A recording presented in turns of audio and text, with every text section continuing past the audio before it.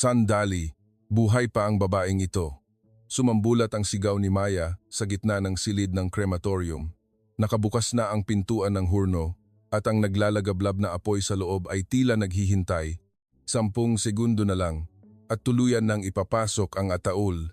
Ang mga naulila ay nagluha, nakatitig sa huling sandali. Sa puntong iyon, isang babaeng naglilinis ng sahig sa isang sulok na tila may nagtulak ang biglang sumugod sa unahan. Binaliwala siya ng mga tao sa paligid. Ano ang sinasabi ng isang hamak na tagalinis? Ano ang nalalaman ng isang tagalinis? Doktor ka ba? Walang naniwala sa kanyang mga salita, ngunit siya ay sumigaw ng buong lakas kahit nanginginig ang boses. Pakiusap, bigyan niyo lang ako ng 10 segundo. Sa 10 segundo, makukumpirma ko. Sa oras na iyon, walang sinuman ang nakakaalam kung sino talaga ang tagalinis na iyon na hinahamak ng lahat. At ang 10 segundong iiyon, hindi lamang isang buhay ang mababago kundi ang buhay ng lahat ng naroroon. Bago magsimula ang kwento, pakiusap, mag-subscribe sa channel. Sana magkaroon kayo ng isang magandang araw ngayon. Naganap ito noong Biyernes, Nobyembre 15, 20XX, bago magmadaling araw.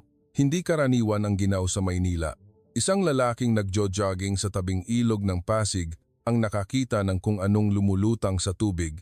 Sa simula, akala niya ay basura, ngunit nang lumapit siya, nakita niyang tao pala iyon. Nakalubog ang mukha sa tubig habang lumulutang ang katawan. Oh my God, tao! Agad na tinawagan ng lalaki ang 911. Nang dumating ang emergency medical team, mukhang huli na ang lahat. Malamig na ang katawan. Dinala siya sa Emergency and Critical Care Center ng St. Raphael Medical Center, ngunit umiling ang mga doktor. Mukhang 6 na oras na ang lumipas mula nang namatay siya. Ang temperatura ng kanyang katawan ay halos kapareho na ng tubig at walang pulso, sabi ni Dr. Ricardo Santos, isang emergency physician. Base sa pagkakakilanlan, ang kanyang pangalan ay Noora Alhamad. Tumawag ang ospital kay G. Khalid Alhamad bago mag-alas 4 ng umaga, oras ng Pilipinas. Ginising siya ng kanyang sekretarya habang natutulog siya sa kanyang tahanan sa Abu Dhabi. Presidente Alhamad, Emergency and Critical Care Center po ito ng St. Raphael Medical Center. Tungkol po kay Nora. Sa narinig niyang salita mula sa kabilang linya, tila sandaling huminto ang paghinga ni Khalid. Siya ay isang negosyante na nanatiling kalmado sa buong buhay niya, ngunit sa sandaling iyon, nawalan siya ng lakas sa mga tuhod. Agad na sumakay si Khalid sa kanyang pribadong jet patungong Maynila. Nang dumating siya sa ospital, nakahiga si Nora sa isang malamig na higaan sa mortuaryo. Isang puting tela ang nakatakip sa kanyang katawan. Nanginginig ang kamay ni Khalid habang dahan-dahang inangat ang tela. Naroon ang maputlang mukha ng kanyang anak. Noora, patawad. Naging masyado akong malamig sa iyo. Ngunit walang sagot si Noora. Nandoon lamang ang kanyang katawang patuloy na lumalamig. Dahan-dahang lumapit si Dr. Santos. Mr. President Alhamad, lubos po kaming nakikiramay. Tinatayang namatay siya sa pagitan ng alas 11 ng gabi at hating gabi kagabi. Ayon sa investigasyon ng pulisya, kumain si Noora kasama ang kanyang mga kaibigan sa graduate school sa isang kainan sa Binondo kagabi. Sa bandang alas 10 ng gabi, naglakad siya mag-isa sa tabing ilog ng Pasig at pinaghihinalaang nadulas. Hinigpitan ni Khalid ang malamig na kamay ng kanyang anak. Si Noora ay 24 taong gulang pa lamang. Nag-aaral siya ng arkitektura sa isang kilalang universidad sa Maynila at naghahanda para balang araw ay pamunuan ang investment group ng kanyang ama. Ngunit, hindi masasabing maganda ang kanilang relasyon. Si Khalid ay isang negosyanteng laging abala sa kanyang mga negosyo at ang ina ni Nora ay namatay sa sakit noong bata pa siya. Pinilit ni Khalid na palakihin si Noora ng mag-isa, ngunit hindi niya alam kung paano ipahayag ang kanyang damdamin. Dahil dito, dumanas si Noora ng malalim na kalungkutan, hindi sapat ang pagmamahal ng kanyang ama.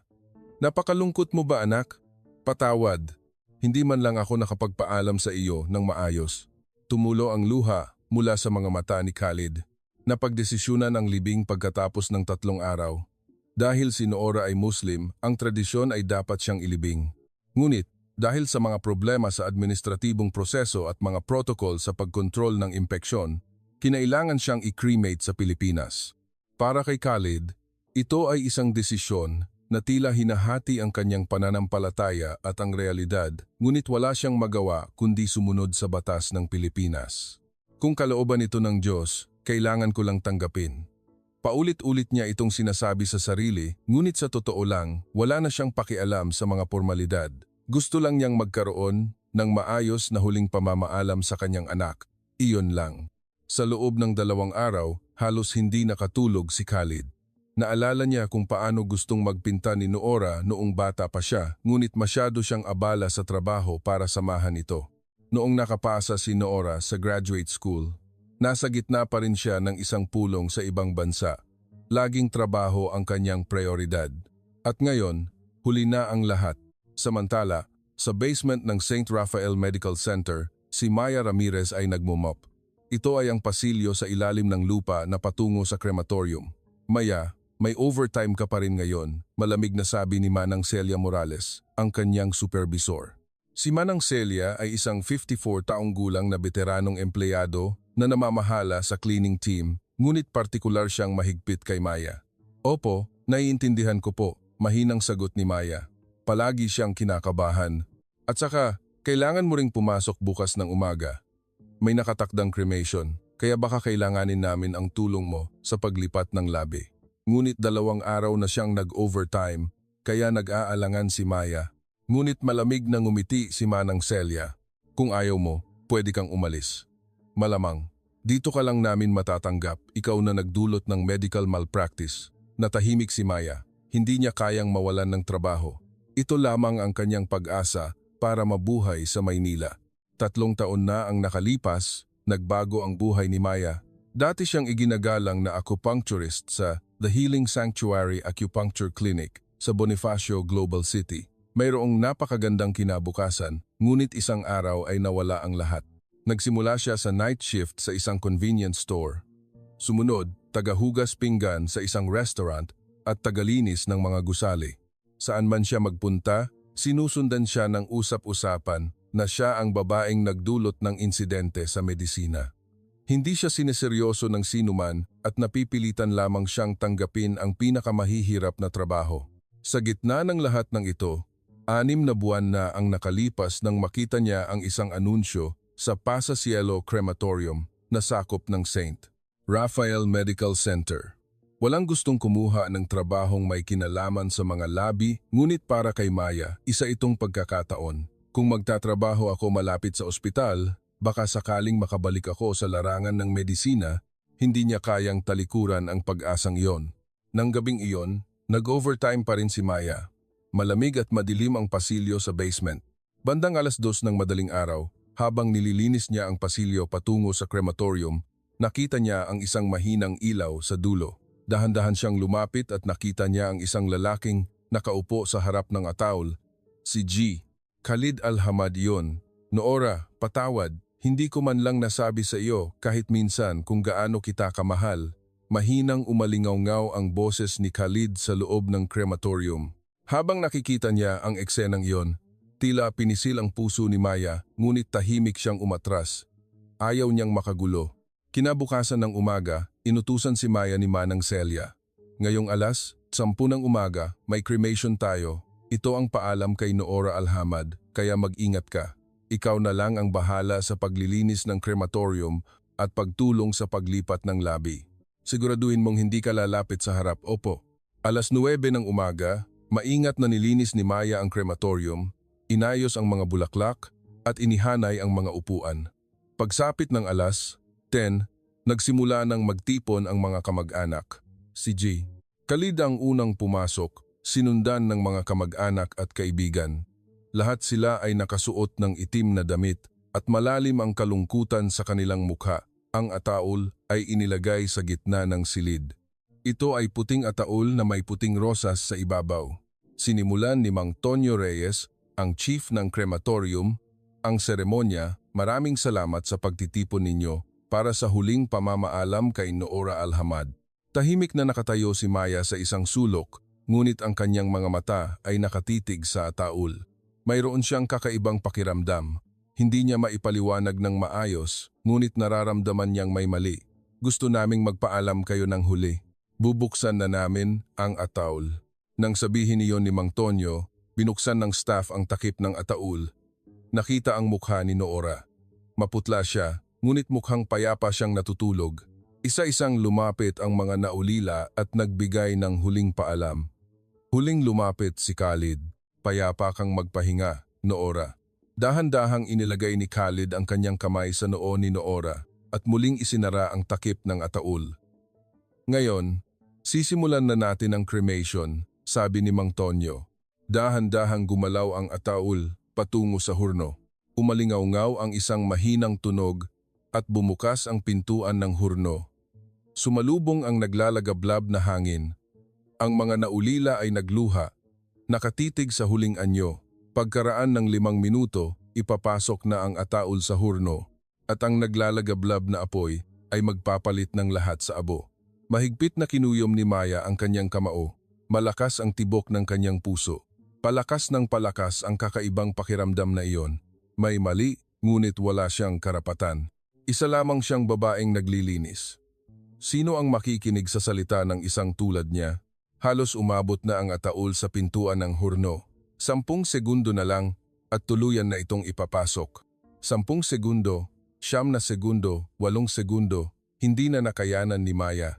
Ang kanyang instinct ang nagtulak sa kanya. Nalimutan niya ang lahat ng kanyang tinago sa loob ng 3 taon at sumugod siya sa harapan. Sandali, buhay pa ang babaeng ito. Sumambulat ang sigaw ni Maya sa loob ng crematorium. Ang lahat ng naroroon ay napalingon sa kanya. Mga mukhang nagulat, nalilito at nag-aalala. Hinigit-hinga si Maya habang itinuturo ang ataul. Pakiusap, maniwala kayo sa akin.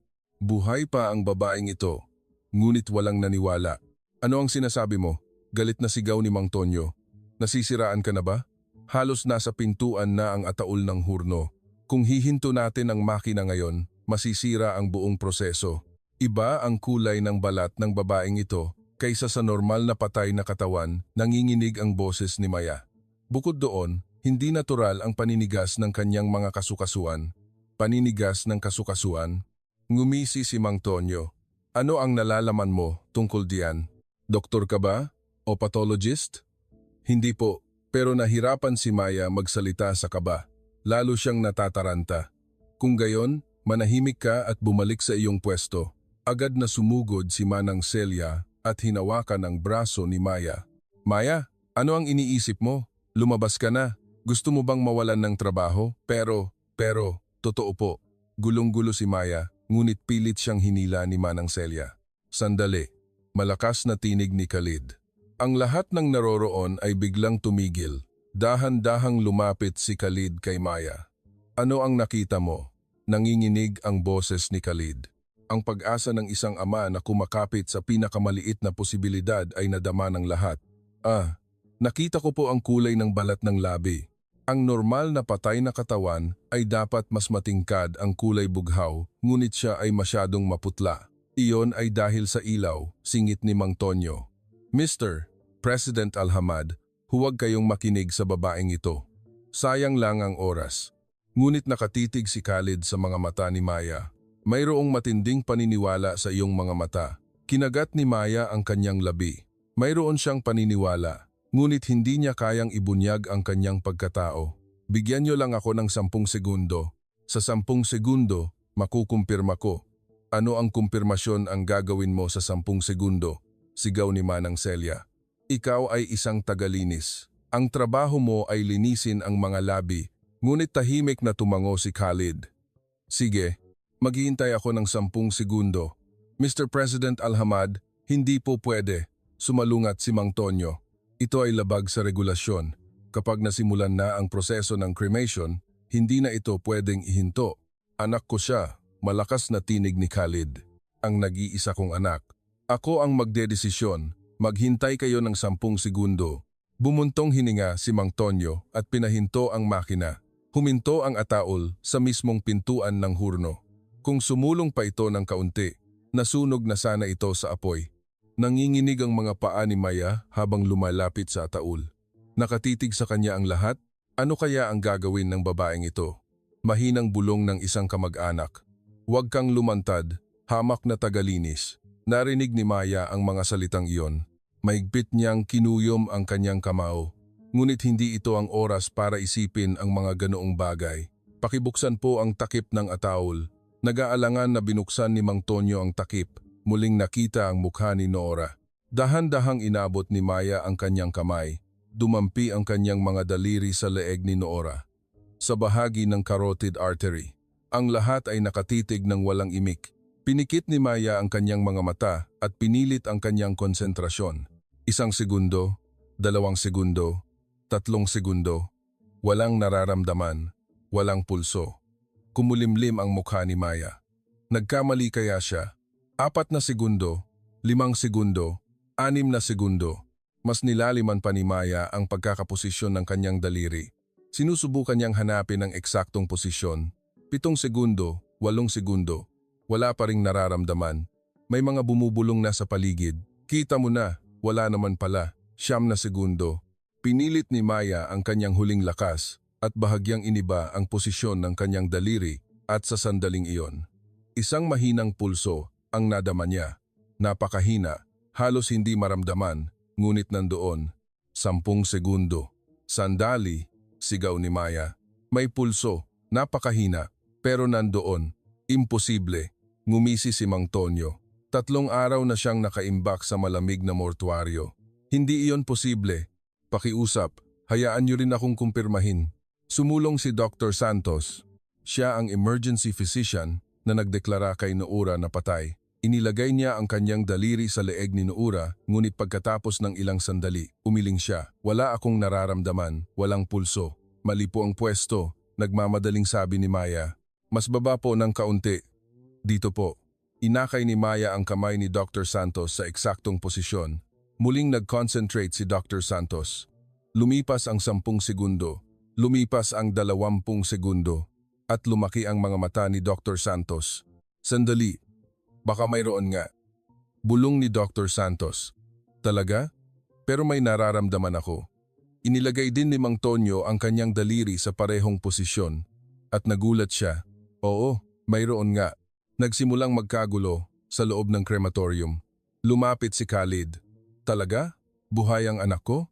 Hindi rin ako makapaniwala, ngunit may nararamdaman akong pulso, sabi ni Dr. Santos na may nalilitong ekspresyon. Dalahin niyo agad siya sa Emergency and Critical Care Center. Sigaw ni Maya. Ngayon na. Agad na nagdesisyon si Khalid. Dalahin natin siya ngayon. Tulungan niyo ako. Ilang staff at kamag-anak ang tumulong sa pagbuhat ng ataol. Mabigat ito, ngunit ang pag-asang makasalba ng buhay ay nagbigay lakas sa lahat. Halos 100 metro lamang ang layo ng Emergency and Critical Care Center mula sa crematorium ng ospital. Si Khalid, kahit nasa edad 55, ay tumakbo ng buong lakas upang iligtas ang kanyang anak. Nang dumating sila sa Emergency and Critical Care Center, agad na inilipat si Nora sa higaan. Sabay-sabay na kumilos ang mga medical staff at nagsimula ng mga pagsusuri. 28 degrees Celsius ang temperatura ng katawan, sobrang hypothermia, ang pulso ay 20 beats per minute. Napakahina, halos hindi maramdaman. Ang blood pressure ay 60,040 at ang oxygen saturation ay 70%. Nagbigay ng instruksyon si Dr. Victor Morales, ang head ng Emergency and Critical Care Center. Agad na ikabit ang ventilator. Ibigay ang warm IV fluids. Balutan siya ng electric blanket. Hindi ka panipaniwala, bulong ni Dr. Morales. 3 araw siyang nakaimbak sa malamig na mortuaryo. Hindi ba? Dahil sa sobrang hypothermia, bumabagal ang metabolismo. Kaya halos hindi natin ma-detect ang kanyang vital signs. Kung gayon, may pag-asa pa bang maligtas siya? Nanginginig ang boses ni Khalid.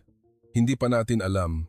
Hindi pa natin matukoy kung gaano kalala ang pinsala sa utak at kung gaano katagal kayang humawak ng kanyang mga organo, ngunit gagawin namin ang lahat. Nakatitig si Maya mula sa pasilyo. Bumabuntong hininga siya ng ginhawa. Hindi bababa sa nailigtas niya ito mula sa cremation, ngunit agad na may sumunod na pag-aalala sa kanyang isip. Natakot siya na naibunyag niya ang kanyang kakayahan sa harap ng lahat. Ikaw! Lumapit si Manang Celia na may malamig na boses. Sino ka ba talaga? Paano mo nahanap ang pulso ng ganoon katumpak? Hindi mo maaaring sabihing alam mo iyan bilang isang tagalinis. Ako po ay siguradong may itinatago ka. Pagkatapos, pumunta ka sa opisina. Nang umalis si Manang Celia, umupo si Maya sa isang sulok ng pasilyo, nanginginig ang kanyang mga kamay. Mukhang mabubunyag na ang lihim na maingat niyang tinago sa loob ng 3 taon. Sa sandaling iyon, lumapit si Khalid. Miss Ramirez, salamat sa iyo. Nailigtas ang buhay ng aking anak. Puno ng luha ang mga mata ni Khalid. Maraming salamat. Wala po iyon. Ginawa ko lang po ang tama. Ang tama? Habang ang lahat ay sumusuko, ikaw lang ang hindi sumuko. Alam mo ba kung gaano iyon kahalaga? Sa sandaling iyon, lumabas si Dr. Santos. Mr. President Alhamad, tumataas na ang temperatura ng katawan ni Noora, nakabawi na siya sa 32 degrees Celsius at ang pulso ay tumaas na sa 40 beats per minute. Magandang senyales ito. Tinitigan ni Dr. Santos si Maya at nagtanong, nakakuha ka ba ng medical education? Ang iyong kakayahan sa paghahanap ng pulso ay hindi karaniwan, hindi na kayang itago pa ni Maya. Acupuncturist po ako. May national license po ako. Acupuncturist? Iyong naglalagay ng karayom? Opo, nag-specialize po ako sa pulse diagnosis. Ang pagbasa ng pulso ay batayan sa Japanese acupuncture, kaya pala ganoon katumpak, tango ni Dr. Santos. Ngunit bakit ka nagtatrabaho rito bilang tagalinis? May nangyari po 3 taon na ang nakalipas at nawalan po ako ng lugar para magtrabaho bilang acupuncturist. Ngunit magbabago na iyan ngayon, sabi ni Khalid. Nakita ko ang iyong kakayahan, tutulungan kita. Puno ng pasasalamat si Maya, ngunit mayroon pa ring pag-aalala sa kaibuturan ng kanyang puso. Muling sumagi sa kanyang isipan ang nangyari 3 taon na ang nakalipas. Nang gabing iyon, patuloy na bumuti ang kalagayan ni Noora. Ang temperatura ng kanyang katawan ay umabot na sa 36 degrees Celsius at ang pulso ay halos normal na. Ngunit hindi pa bumabalik ang kanyang malay. Umalis si Maya sa ospital at umuwi sa kanyang maliit na 1-room apartment sa Tondo. Nang gabing iyon, hindi nakatulog si Maya. Kinabukasan ng umaga, tinawag si Maya sa opisina ni Manang Celia. Upo ka, malamig na sabi ni Manang Celia. Pag-usapan natin ang nangyari kahapon, paano mo nalaman iyon? Naramdaman ko lang po na may mali. Huwag kang magsinungaling. Hinampas ni Manang Celia ang kanyang lamesa. Kailangan ng espesyal na kaalaman para makahanap ng pulso. Nanghina si Maya at sa wakas ay inamin na dati siyang acupuncturist. Acupuncturist? Iyong naglalagay ng karayom? Maituturing mo ba iyon na medisina? Binaliwala siya ni Manang Celia. Kung gayon, bakit nagtatrabaho ang isang taong may ganoong trabaho rito bilang tagalinis? Nagdulot ka siguro ng medical malpractice, hindi ba? Namutla ang mukha ni Maya. Sapol kasi ang salitang iyon. Ayan na nga. May ginawa ka siguro kaya ka tumakas, hindi ba? Hindi po. Hindi ko po kasalanan. Ganyan ang sinasabi ng lahat. Kumuha si Manang Celia ng mga dokumento. Gusto ng ospital na imbestigahan ka. Kung talagang may medical license ka at kung hindi ka ba gumawa ng medikal na pamamaraan ng walang lisensya. Kinuha ni Maya ang mga dokumento. Nanginginig ang kanyang mga kamay. Natatakot siya na mabunyag ang nakaraan na tinalikuran niya 3 taon na ang nakalipas. Naglilinis si Maya sa basement ng ospital habang inaalala ang nakaraan. 3 taon na ang nakalipas, nangyari ito sa Maynila. Nagtapos si Maya sa Philippine Institute of Traditional and Alternative Medicine. Mayroon siyang kakaibang talento sa acupuncture at sa simpleng pagdampi sa pulso ng pasyente, kaya niyang tukuyin ng tumpak ang kondisyon nito. Matapos magtapos, nagtrabaho siya sa isang kilalang acupuncture clinic sa Bonifacio Global City, ang The Healing Sanctuary Acupuncture Clinic. Sa edad na 28, kinikilala na ang kanyang kakayahan. Isang araw, isang espesyal na pasyente ang dumating. Si G. Viktor Belkov, isang 68 taong gulang na Russian resource magnate na matagal nang naghihirap sa sciatica. Bagamat nilibot na niya ang mga kilalang doktor sa buong mundo nang walang pagbabago, narinig niya ang reputasyon ng Filipino acupuncture bilang pinakamahusay sa mundo, kaya lumipad siya mula Moscow patungong Maynila. Ginawa ni Maya ang lahat. Pinagsama niya ang acupuncture treatment at herbal medicine at pagkatapos ng 2 linggo ng paggamot, lubos na nabawasan ang sakit ni G. Belkov. Ngunit sa 3 linggo, habang isinasagawa ang acupuncture, biglang nawalan ng malay si G. Belkov, acute heart failure. Batay sa detalyadong pagsusuri, natukoy na ang sanhi ay isang dating kondisyon sa balbula ng puso. Itinago ni G. Belkov ang kanyang sakit. Maraming doktor ang nagpatunay na walang kaugnayan ito sa acupuncture, ngunit si Alexei Belkov, ang anak ni G. Belkov, ay hindi naniwala. Mali ang pagkakalagay ng karayom, hindi ba? Hindi po. Ipinapakita rin iyon ng resulta ng pagsusuri, ngunit hindi nakinig si Alexei. Isinumite niya ang kwento sa isang local tabloid na naglabas ng balita na isang Filipino acupuncturist muntik nang patayin ang kanyang ama at kumalat din ito sa social media. Maliit ang mundo ng acupuncture, kumalat ang tsismis. Bagamat hindi totoo, mas mabilis pa rin kumalat ang tsismis kaysa sa katotohanan. Napilitang huminto si Maya sa kanyang klinika. Sinubukan niya ang ibang mga acupuncture clinic, ngunit walang tumanggap sa kanya. Pagkaraan ng 6 na buwan, lubos na gumaling si G. Belkov at nakipag-ugnayan kay Maya, gusto niyang humingi ng tawad, umasa si Maya. Ngunit 3 araw bago ang kanilang nakatakdang pagkikita, nagkaroon ng cerebral hemorrhage si G. Belkov at pumanaw. Ang pagkakataong mabunyag ang katotohanan ay nawala ng tuluyan, nawalan ng pag-asa si Maya. Hindi na ako makakapagtrabaho bilang acupuncturist. Kaya, naglaho siya mula sa makulay na mundo ng Bonifacio Global City. Nagpalipat-lipat siya ng trabaho. Convenience store, restaurant, tagalinis ng gusali. Saan man siya magpunta, sinusundan siya ng usap-usapan na siya ang babaeng nagdulot ng medical malpractice. 6 na buwan na ang nakalipas, nakita niya ang isang anunsyo para sa staff sa Pasa Cielo Crematorium ng St. Raphael Medical Center. Walang nag-apply para sa trabahong may kinalaman sa mga labi, ngunit para kay Maya, isa itong pagkakataon. Kung magtatrabaho ako malapit sa ospital, baka sakaling makabalik ako sa larangan ng medisina, kumapit siya sa tanging pag-asang iyon. At kahapon, naganap ang cremation ceremony ni Nora Alhamad. Agad na nalaman ni Maya sa sandaling nakita niya ang kulay ng balat ng labi. Sa acupuncture, mayroong isang teknik na tinatawag na inspection o observing the complexion. Ito ay isang paraan ng pagtukoy sa kondisyon ng katawan sa pamamagitan ng pagmamasid sa kutis at kulay ng balat ng pasyente. Malinaw na iba ang kulay ng balat ni Nora kaysa sa normal na patay na katawan, kaya siya sumugod. 3 taon na ang nakalipas, hindi niya kayang magsalita, ngunit sa pagkakataong ito, hindi siya sumuko. Nakaupo si Maya sa pasilyo, malalim ang iniisip. Ano kaya ang mangyayari sa kanya ngayon? Sa sandaling iyon, lumapit si Khalid. Miss Ramirez, pwede ba tayong mag-usap? Inakay ni Khalid si Maya sa cafeteria ng ospital. Maaga pa noon, kaya halos walang tao. Muli, nagpapasalamat ako. Kung hindi dahil sa iyo, abo na sana ngayon si Nora. Kumusta po ang kalagayan ni Nora? Nag-aalangan na tanong ni Maya. Malaki na ang improvement. Bumalik na sa normal ang temperatura ng kanyang katawan at stable na rin ang pulso. Ngunit, hindi pa rin siya bumabalik sa malay. Sabi ng mga doktor, may posibilidad na may pinsala sa utak. Maaari ko po bang tingnan ang kanyang pulso? Agad na tumayo si Khalid. Nagtungo sila sa intensive care unit. Sa pahintulot ni Dr. Victor Morales, dahan-dahang inilagay ni Maya ang kanyang daliri sa pulso ni Nora.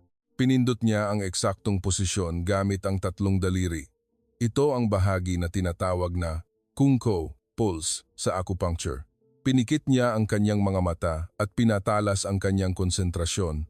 Lumipas ang 1 minuto. Unti-unting luminaw ang mukha ni Maya. Kumusta po? Lumalakas na po ang pulso. Bumabalik na ang kanyang vitalidad. Ano po ang ibig sabihin niyan? Hindi po malala ang pinsala sa utak. Sa medisina, naniniwala tayo na konektado ang puso at utak. Ang pulso na ganoon kalakas ay senyales na gumagaling din ang function ng utak. Tanong ni Dr. Morales, kailan po kaya siya magigising? Sa araw na ito, sa tingin ko, magigising na siya, sabi ni Maya nang may kumpiyansa sa kanyang boses. Habang hindi pa natatapos ang sinasabi ni Maya, bahagyang gumalaw ang mga daliri ni Noora. Nakita mo ba? Nagulat na sabi ni Dr. Morales.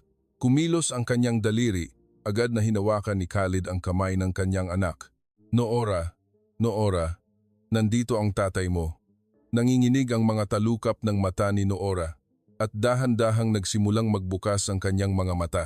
Hindi pa malinaw ang kanyang paningin, ngunit unti-unti itong luminaw. Tay. Mahina ang boses, ngunit malinaw itong narinig. Oo, ako ang tatay mo. Nandito ako. Tumulo ang luha mula sa mga mata ni Khalid. Agad na nagsimula ng pagsusuri si Dr. Morales. Nagulat ako, halos normal na ang function ng utak. Ito ay isang himala.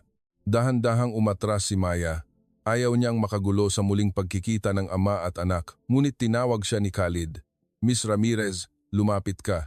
Gusto kitang ipakilala kay Noora. Noora, siya ang nagligtas sa iyong buhay. Iniligtas ka niya bago ka makremate. Tinitigan ni Noora si Maya. Maraming salamat po. Mahina ang boses, ngunit puno ito ng taos-pusong pasasalamat. Sa sandaling iyon, pumasok ang isang nurse. Doktor, hinahanap po kayo ni Manang Celia para kay Miss Ramirez. Pinapapunta po kayo agad. Kumulimlim ang mukha ni Maya. Kailangan ko na pong umalis. Sandali, may problema ba? Gusto po ng ospital na imbestigahan ang aking pagkakakilanlan. Kung hindi po ako gumawa ng medical procedure ng walang lisensya kahapon, hindi ko iyon papayagan. Galit na sabi ni Khalid. Ako ang mag-aayos nito. Hindi ko hahayaan na may mangyaring masama sa iyo. Nang dumating si Maya sa opisina ni Manang Celia, nakaupo sa tabi niya ang isang empleyado mula sa Human Resources ng ospital. Ang investigasyon tungkol sa nangyari kahapon ay isinasagawa. Kinumpirma mo ang pulso ng pasyente at gumawa ng medikal na desisyon ng walang medikal na lisensya. Kinumpirma ko lang po, pero ngunit maaari din itong ituring na medikal na pamamaraan, lalo na kung mayroon kang dating record ng medikal na problema. Namutla ang mukha ni Maya. Naisagawa na ang investigasyon. Acupuncturist ka pala at nagkaroon ng aksidente habang ginagamot ang pasyente, tama? Sa sandaling iyon, bumukas ang pinto ng opisina, pumasok si Khalid, sinundan siya ng direktor ng ospital at ni Dr. Morales. Nabalitaan kong pinipilit ninyong pahirapan ang tagapagligtas ng buhay ng aking anak, malakas ngunit matatag na tinig ni Khalid.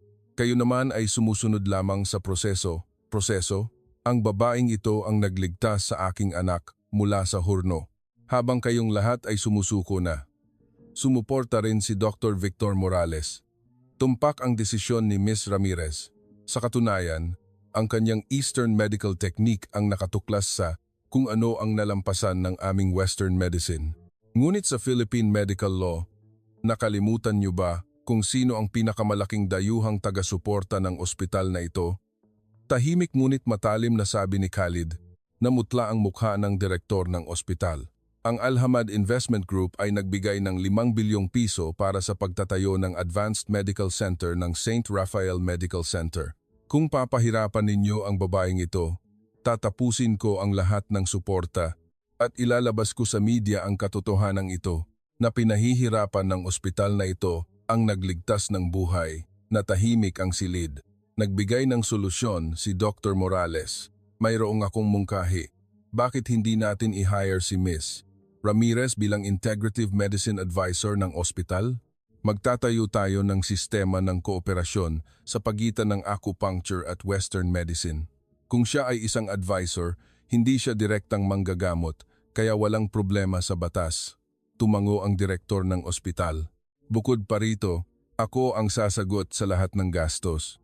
Ang lahat ng proseso at pagsasanay na kinakailangan para formal na makabalik si Ms. Ramirez bilang acupuncturist ay susuportahan ko, sabi ni Khalid.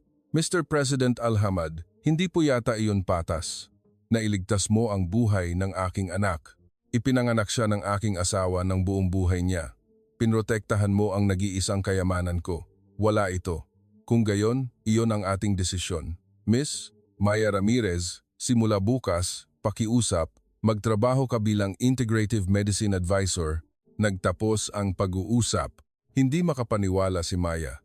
Noon lang kahapon, siya ay isang tagalinis na hinahamak at ngayon, siya ay magiging advisor ng ospital. Nang lumabas sila sa opisina, sinabi ni Khalid, "Hindi naging maayos ang relasyon namin ni Noora. Lagi akong abala sa trabaho. Simula nang mawala ang aking asawa, hindi ko na alam kung paano makipag-ugnayan kay Noora. Alam mo ba kung ano ang pinakamalaking pinagsisihan ko nang akala ko ay patay na si Noora? Ang hindi ko nasabi ng maayos kung gaano ko siya kamahal, ngunit binigyan mo ako ng pagkakataon. Isang pagkakataon para magsimulang muli." Lumuluha ang mga mata ni Maya. "Mayroon din po akong kaparehong karanasan. Ginawa ko ang lahat para iligtas ang pasyente, ngunit hindi ako naintindihan. Bahagi na iyon ng nakaraan. Magsimula na tayo ng bago.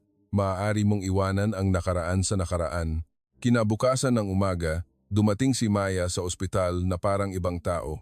Nakasuot siya ng maayos na puting blusa at itim na slacks, at may name tag sa dibdib, Maya Ramirez, Integrative Medicine Advisor. Ito ang sandali na muli siyang kinilala bilang isang medical professional pagkatapos ng 3 taon. Nagsimula siya ng mga konsultasyon kasama si Dr. Morales. Tiningnan niya ang pulso ng mga pasyenteng naghihirap sa talamak na sakit at sinuri ang mga pasyenteng may insomnia. Habang ang mga pasyenteng binibigyan ng payo ni Maya ay unti-unting gumagaling, unti-unting lumakas ang kanyang reputasyon sa ospital. Ngunit sa kaibuturan ng puso ni Maya, mayroon pa ring pag-aalala. Isang araw, nakatanggap siya ng isang email. Ang nagpadala ay si Alexei Belkov. "Mahal na Miss Ramirez, pakiusap, patawarin niyo po ako sa biglaang pagkontak. Kamakailan, habang inaayos ko ang mga gamit ng yumaong ama, nakita ko ang kanyang talaarawan.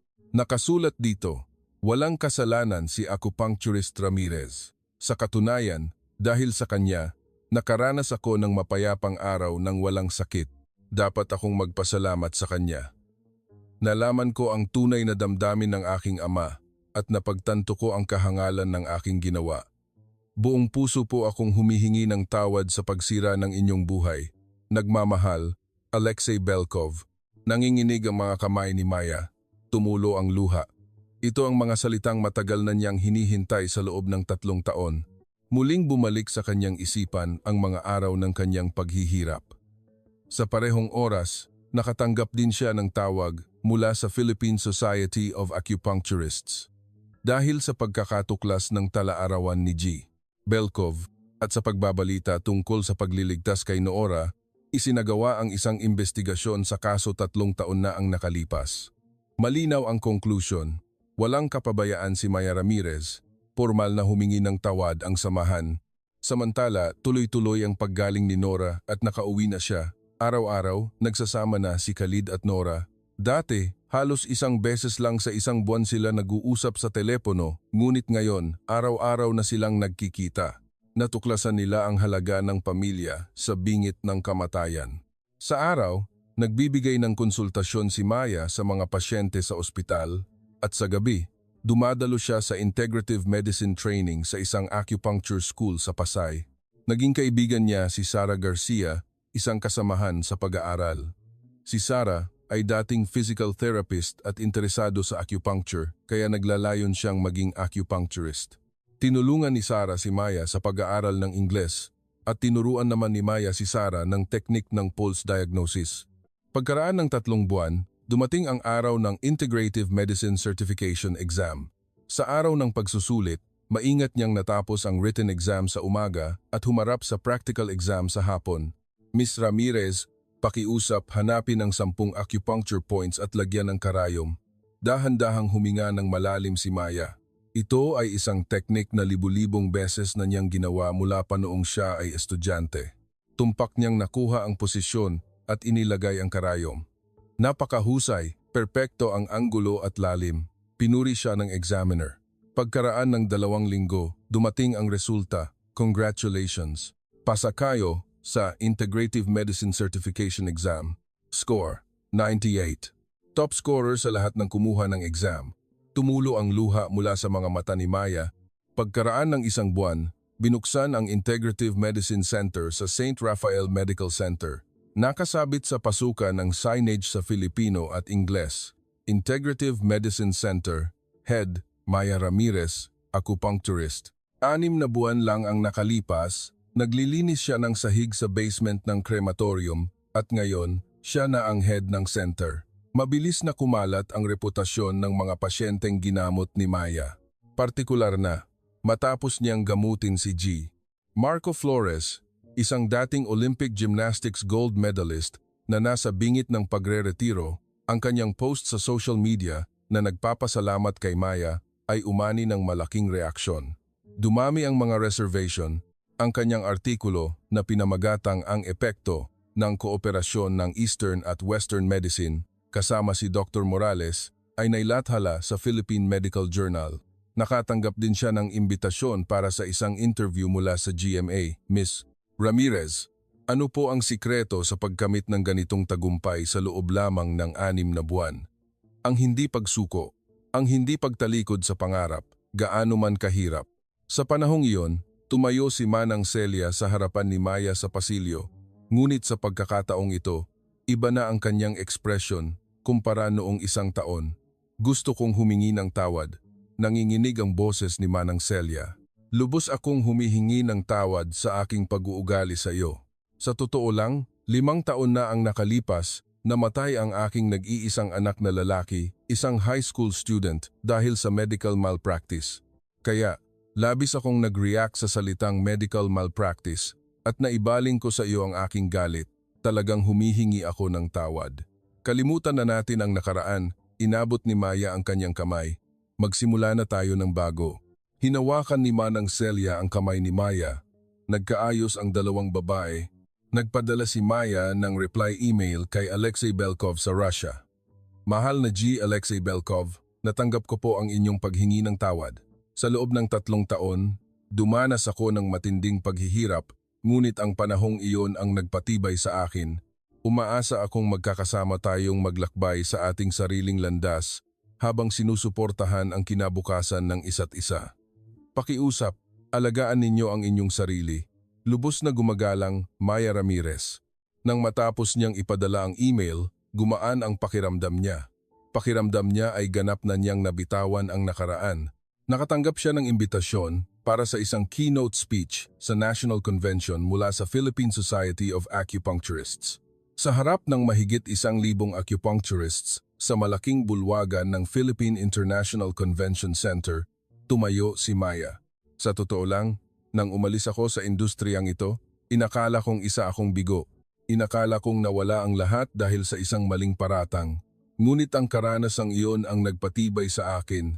Ikinuwento ni Maya ang kanyang paglalakbay sa loob ng 3.5 taon, ang kanyang pagtatrabaho bilang tagalinis sa crematorium, ang kanyang pagiging hinahamak, ngunit ang hindi niya pagsuko at ang pagliligtas kay Nora. Pakiusap, huwag kayong sumuko. Gaano man kahirap, huwag kayong mawalan ng pagmamalaki sa Filipino acupuncture. Ang sining na ito, na mayroong libu-libong taon ng kasaysayan, ay may kapangyarihan na wala sa Western medicine. Nasa ating mga kamay ang kapangyarihang magligtas ng buhay. Tumayo ang buong bulwagan at walang tigil ang palakpakan. Maraming acupuncturists ang lumuha. Pagkatapos ng speech, naghihintay si Alexei Belkov sa labas ng bulwagan. Pinilit niyang bumiyahe mula Moscow patungong Maynila. Muli po akong humihingi ng tawad. Kung mas maaga ko lang sanang nakita ang talaarawan ng aking ama, hindi sana nangyari ang lahat ng ito. Talagang humihingi ako ng tawad. Okay na po, inabot ni Maya ang kanyang kamay. Kalimutan na natin ang nakaraan. Ganap na nagkaayos ang dalawa.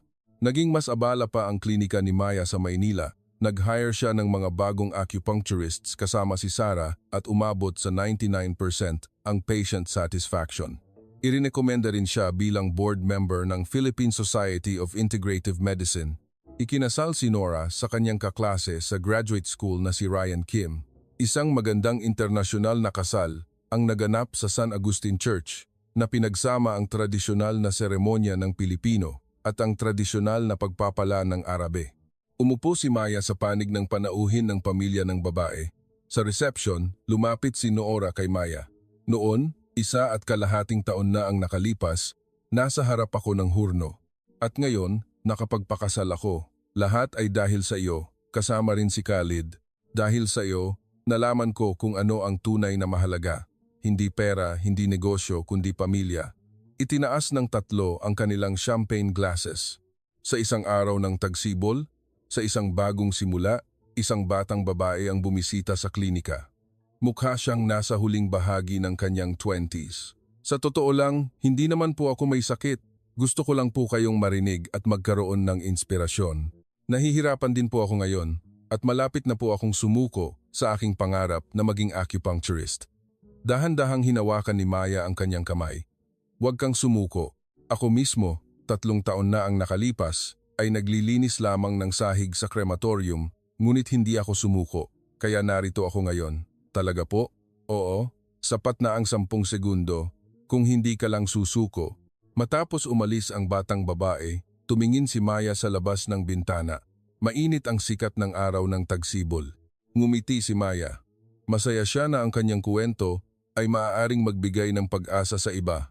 Habang hawak ang kanyang tasa, naisip ni Maya, naghihintay ang mga pasyente bukas. Gagawin ko ang lahat bukas.